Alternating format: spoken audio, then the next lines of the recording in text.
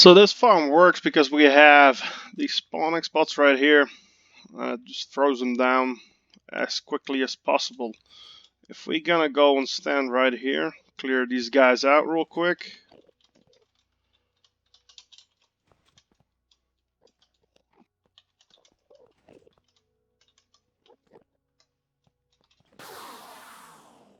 See, even ones that aren't here are being killed because I didn't properly unload them. But that's the first group of 4. They will usually spawn between 2 and 4 of them, and they will start at a hard cap of 12 within this density check. So as soon as we got like 12 guys here, it will just stop spawning altogether on the top.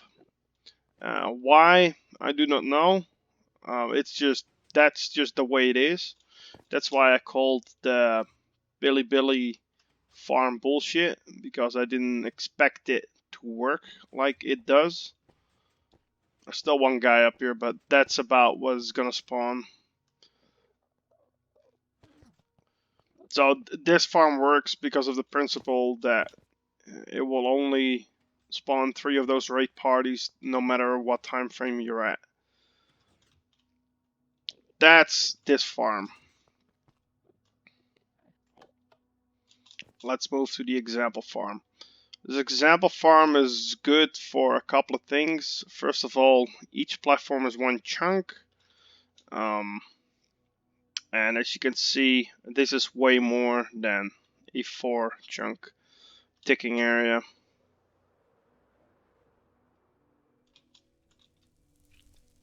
So let's teleport to the top. Same behavior will occur. This farm will start producing 12 of them, and we'll try and put them into the 5th chunk, but it will not do it. It will eventually stop because they will keep being loaded. They will not unload. So if we go down there, they will be all the way down at the bottom, but they will not unload, so they will not spawn more. Either one died on the way down, that's why you just saw one, or they just teleported off the platform. The way to unload them and get more endermen to spawn on that platform is simply going here and back. As you could see, we unloaded them, and as soon as I did that, this farm produced more endermen. So what I do is the following. I stand here, and I'll shoot myself back and forward. Forward and back. As you can see, they will spawn as soon as you do that, and that's the way this farm is designed to work. And now they're all down there. They're properly unloaded because I keep loading this chunk, and that will move them into the 5th. But if we go down there,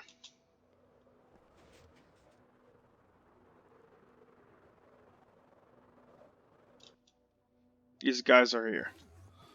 So they just will keep teleporting until they're safe. Let's kill these guys real quick. Go. Let's get back up there.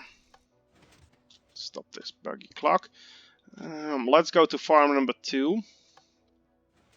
So then I explored on making this more efficient, getting more spawn platforms, and this works, but you will still hit that hard cap of 12 of them. The spawning, however, is much faster. But you still have to unload them. So this trick right here, gotta stand in the right spot. This will work, and as you can see, this farm kicks into action and really produces a whole bunch of them.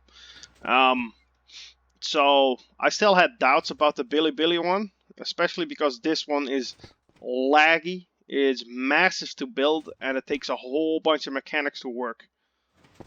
Because it will just stop spawning, as you could have seen in that farm. It will not give any more endermen.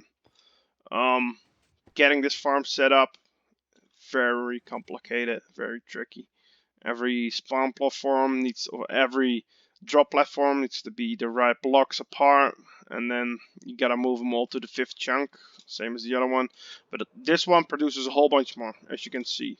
For that little time frame, this produces a whole bunch more than that one. But this was the max.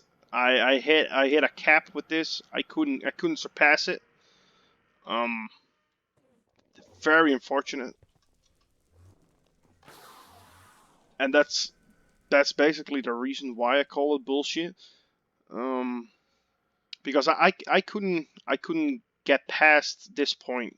This seems to be a cap in the design, especially because I came from that one. It also produced 12 of them. Um, it takes a little longer for that one to produce the 12 and then unload them. This one does it a whole bunch faster because it just has that much more spawning space. This is just the right spot above it to load all of the area. This module right here, the corners, just the corner right there, and on this side as well, will not be loaded, so they won't spawn over there. But that's okay in my book, good enough. So by this point, I'm like, I'm having something here. I kind of made the ultimate farm, you know. Um, Moving back and forth within the chunks to unload them, put them in the 5th chunk, and all of that until the Billy stuff. So this is all forcing them to go teleport onto these platforms and all the way down and then unload them. Let's move to the Billy farm and use this different mechanic. So there we go. I think this. Yeah. So we're at the top. Let's go to the bottom. Let's kill these guys. Alright, so there's none in the farm at the moment. Let's go to the spawning platform. And as you can see, they will start spawning. And they will not stop, regardless of what you do. They will not stop. The only reason why they would stop if you just go away. For the amount of time that we've already been there, let's go down there. Look at it. It's already insane for the amount of time that we've been here. So this farm, it doesn't give a crap about 5th chunks or whatever, because this one is also in the 5th chunk, and you cannot load it. You cannot load that chunk because you're far away from it.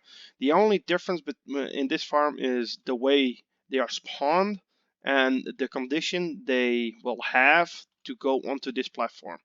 And it's the following.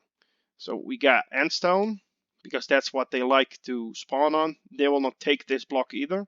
That's the reason why you choose it. And then you have scaffold, and above that, just a solid layer of water or flowing water in case you want to build it in survival. They will spawn on this block right here, get water damage, and this water damage is actually crucial for them to not give a shit about the 5th chunk. They will just go there and this spawning will not stop. If you stand too long in this space, you will lag out everything once you go to the 5th chunk.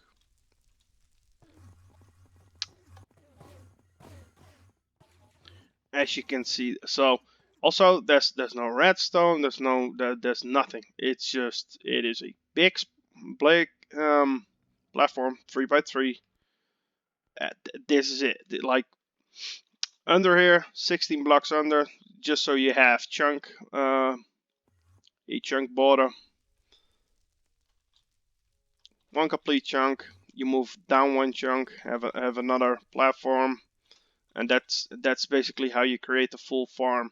And then how you mine these is up to you. You can put a whole bunch of sand pushers to force them all into a drop chute or whatever you want to do. But this farm is very legit. If you do this for a minute, you will lag out. Well, I'm on Windows 10, and it will lag out my game if I'm too long around this farm. So, as you can imagine, I went from that one.